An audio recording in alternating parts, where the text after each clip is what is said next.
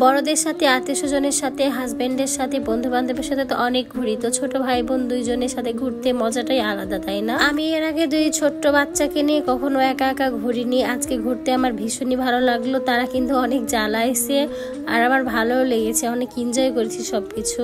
তো hello everyone, I am জান্নাত মিম। আপনারা সবাই কেমন আছেন? আমি তো ভীষণ ভালো আছি। আমার বাসায় আমার দুই ছোট্ট ভাই বেড়াতে এসছে, এর নিয়ে কোথাও ঘুরতে যাওয়া হয়নি। তারা সারাদিন বাসায় থাকছে, তো বললাম চলো রেডি হয়ে যাও, তোমাদের নিয়ে আজকে ঘুরতে যাব। আমি তো কোথায় আর ঘুরতে যাব, চলে গেলাম ওভার ব্রিজে। একটা মামাকে বললাম, মামা চলেন আমাদের ওভার ব্রিজে নিয়ে চলেন। মামা তো রকেটের গতিতে আমাদেরকে ওভার ব্রিজে উঠাই নিয়ে চলে গেল। যাইতে যাইতে দুজন মিলে কি যে গল্প করে, তাদের দুজনের তো অনেক গল্প থাকে আর বললেন না। তারা তো যেখানেই যাবে একসাথে ঘুমাবে, যেখানেই যাবে একসাথে যাবে, একসাথে সারা রাত যদি গল্প করতে দেন সারা রাত গল্প করে কাটাই দিবে। আমি এমন অনেক বাচ্চা দেখেছি সমবয়সী হলে ঝগড়া করে, মারামারি করে, কিন্তু এদের মধ্যে এতটা মিল যা বলার কথা না। এরা দুই মামাতো ফুফাতো ভাই কিন্তু একদম বেস্ট ফ্রেন্ডের মতো।